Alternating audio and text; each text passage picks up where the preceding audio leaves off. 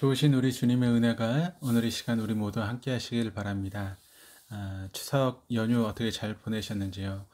우리 모든 동도의 교인들의 가정 가운데 하나님 주시는 사랑과 은혜가 넘치는 거룩한 가정들 다 될 수 있기를 주님의 이름으로 축복합니다. 오늘 우리가 함께 나누실 하나님 말씀은 이사야 12장의 말씀입니다. 사람들은 누구나 기다리고 소망하는 자신들만의 그날이 있습니다. 아이들에게 있어서 그날은 방학식이나 생일이 될 수 있고, 또 군인들에게 그날은 아마 제대하는 날이 될 것입니다. 또 사랑에 빠진 두 젊은이들에게는 결혼 날짜가 그날이고, 또 임산부에게는 출산 날짜가 그날일 것입니다. 우리가 기다리고 소망하는 그날이 있다는 것은 주어진 오늘을 행복하게 살 수 있는 이유가 있다라고 하는 말이기도 합니다.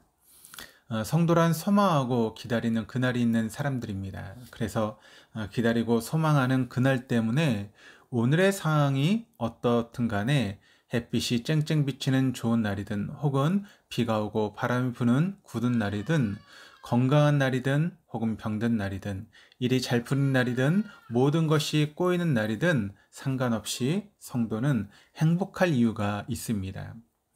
그러면 성도에게 그날이란 어떤 날입니까?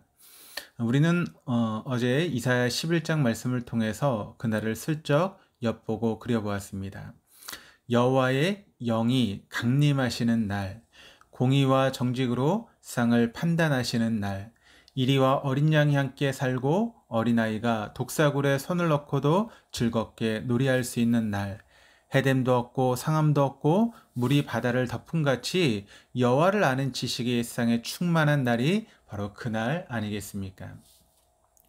이스라엘 백성들은 그날을 기다리고 소망했습니다. 애굽에서 물을 건너오는 날이 그날이었고, 아수르에서 큰 고난을 견디고 남은 자들이 큰 길을 지나온 날이 그날이었습니다.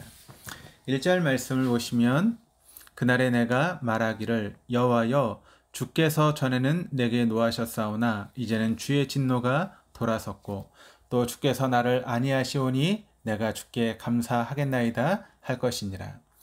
그날이란 구원의 날입니다. 우리는 구원의 날인 그날을 기다리고 소망합니다. 그런데 그날이란 단지 미래의 날일 뿐만 아니라 또한 과거의 날도 됩니다. 주께서 다시 오는 날을 우리가 기다리고 소망하기 때문인 것이죠. 그날은 분명 미래의 날입니다. 그러나 주님께서 십자가 위에서 모든 죄인들을 향한 진노를 대신 담당하시고 죽으셨다가 다시 부활하셨기 때문에 우리가 예수 그리스도 안에서 전에는 진노의 자녀이었으나 이제는 하나님의 자녀가 되었습니다. 그러므로 구원의 그날은 이미 성취된 과거의 날이기도 합니다. 그래서 우리는 비록 여전히 고난의 길을 걸을지라도 기뻐하고 감사할 수 있게 됩니다. 성도는 이 사실을 잊을 수도 없고 잊어서도 안 됩니다. 모든 것을 망각할지라도 결코 이 구원의 사실만큼은 잊을 수가 없습니다. 매주 십자가 앞에서 이 사실을 되새김질하는 자가 참된 감사도 할 수 있고 영혼 깊숙이 기뻐할 수도 있습니다. 거기가 구원의 우물이기 때문입니다. 과거를 돌아보면서 그날을 기억하고, 그리고 미래를 내다보면서 그날을 소망하는 성도는 또한 매일 주어진 현재를 구원의 그날로 살아가게 됩니다. 이것처럼 큰 축복은 없습니다. 2절 말씀을 보시면, 보라 하나님은 나의 구원이시라. 내가 신뢰하고 두려움이 없으리니 주 여호와는 나의 힘이시며 나의 노래이시며 나의 구원이심이라. 오늘 현재를 감사와 기쁨의 구원의 그날로 살아갈 수 있는 유일한 이유는 구원을 주신 하나님 그분 때문입니다. 그 하나님을 신뢰하는 자는 그 어떤 문제 앞에서도 두려움 없이 노래할 수 있을 것입니다. 이사야 2장에서부터 시작된 거대한 하나님의 진노는 이새의 뿌리에서 나온 한 싹, 즉 메시아를 통한 회복의 그날이 도래함으로써 마감됩니다. 바로 그날의 저자는 감사와 찬송을 드리며 주 여호와는 나의 힘이시며 나의 노래시며 나의 구원이라고 고백합니다. 그러나 이 고백은 우리가 드리는 고백과는 다릅니다. 하나님은 나의 힘이라고 말하는 것은 하나님이 주시는 선물 때문에 힘이 난다는 말이 아닙니다. 하나님 분명 선물을 주시는 분입니다. 복을 주시고 건강을 주시고 성공과 평안을 주시고 구원을 주십니다.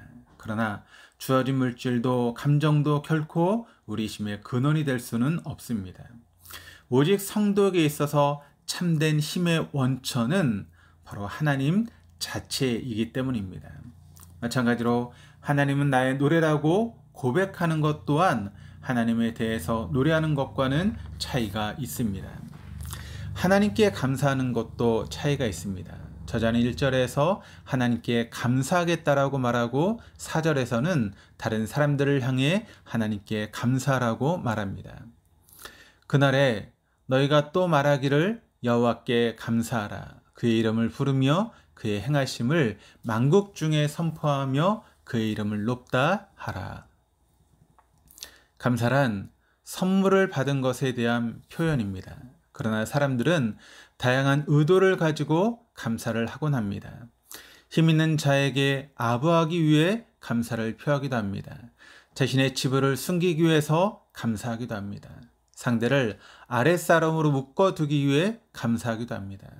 우리가 하나님께 드리는 감사란 먼저 구원의 은혜에 대한 감사임에는 틀림없습니다. 오늘도 안위해 주시기 때문에 그것 역시 감사해야 될 이유입니다.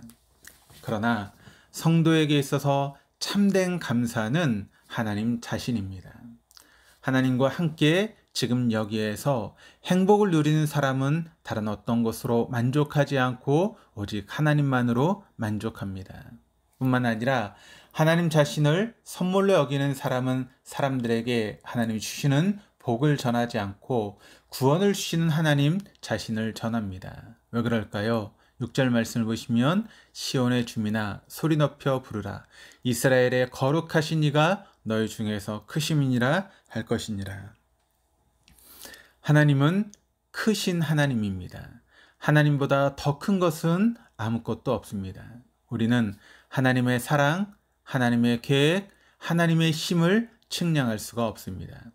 그 하나님께서 이미 지난날 우리를 찾아오셨고 우리를 구원하셨고 오늘도 우리와 동행하시며 이미 먼저 가 계십니다. 그러므로 오늘도 우리와 동행하시는 그 하나님과 함께하며 그 하나님으로 인해서 감사하는 저 여러분의 삶이 될 수 있기를 주님의 이름으로 축원합니다. 기도하시겠습니다. 하나님 아버지, 오늘 내가 만날 그 어떤 사건보다 하나님은 크십니다. 내가 부딪혀야 될 어떤 장벽보다 하나님은 더 크십니다. 하나님을 내 생각으로 제한하지 않게 해주시고 오늘 하루 크신 하나님께서 함께 하시고 먼저가 계심을 믿으며 구원의 우물에서 기쁨의 물을 길러 마시고 모든 일에서 감사의 산 제사를 드리는 하루가 되게 하여 주옵소서. 그날 구름 타고 다시 오실 예수 그리스도 이름으로 기도드립니다. 아멘.